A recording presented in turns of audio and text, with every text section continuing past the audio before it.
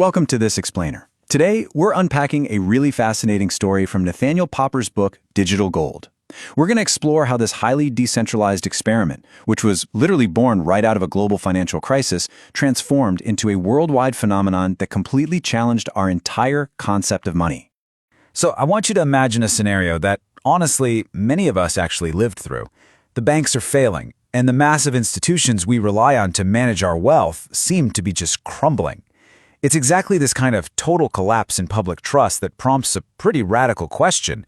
Is there a better, completely decentralized way to do this? Here's our roadmap for today. First, the birth of digital gold.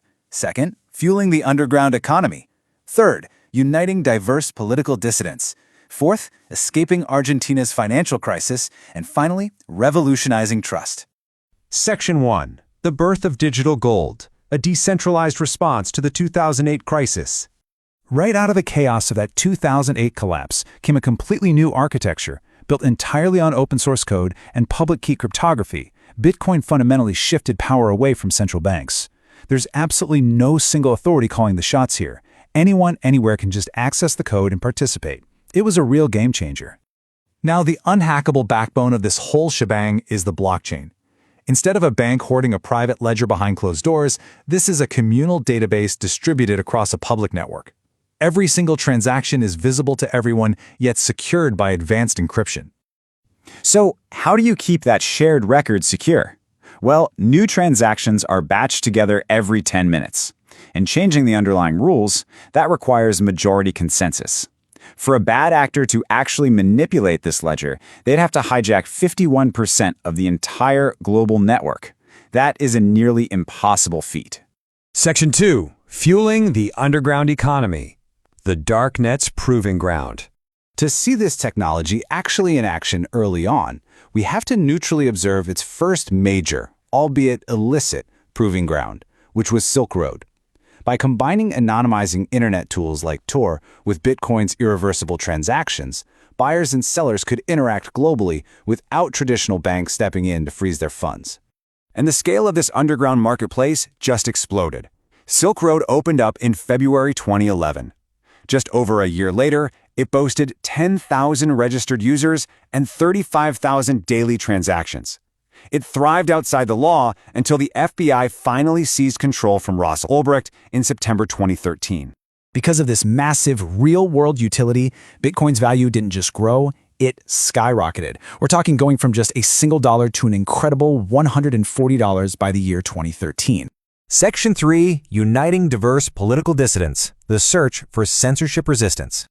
All right, stepping out of the black market, we find a wildly diverse political arena.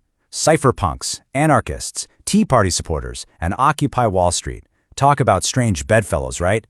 But what united these totally opposed groups was a shared fear of centralized government control and corporate bailouts.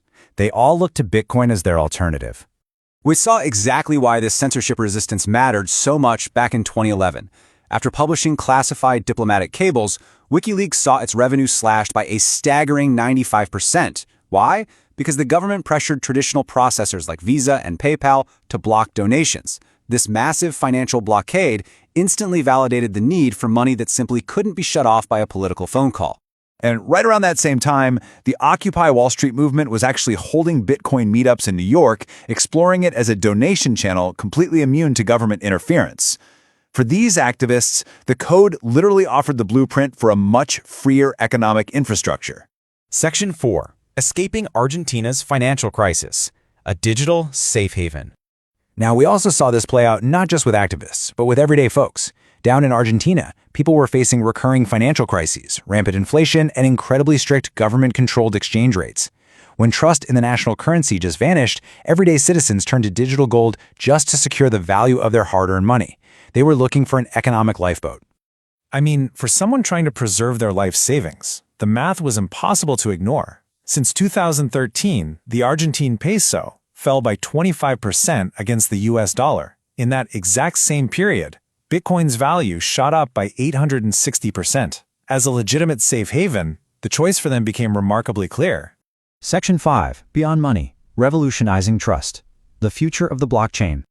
So, looking forward, the true legacy of this technology goes way beyond just transferring wealth. It's about removing friction entirely. Traditional banks mean multi-day delays and high fees. Bitcoin offers virtually instant transfers and global reach for tiny fees. Just as the internet made the postal service optional for letters, the blockchain does the exact same thing for sending value. But it goes even deeper than finance, which is wild to think about. A public, unchangeable blockchain can actually act as a permanent, decentralized witness. It eliminates the automatic need for expensive intermediaries, like notaries or lawyers, to verify agreements. It replaces human trust with mathematical certainty. So I'm going to leave you with this thought. We've seen it challenge central banks, bypass government censorship, and act as a lifeboat in collapsing economies.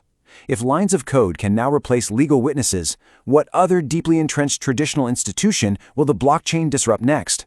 Because as our world rapidly digitizes, the most intriguing applications of this are absolutely still waiting to be discovered. Thanks for joining me on this explainer.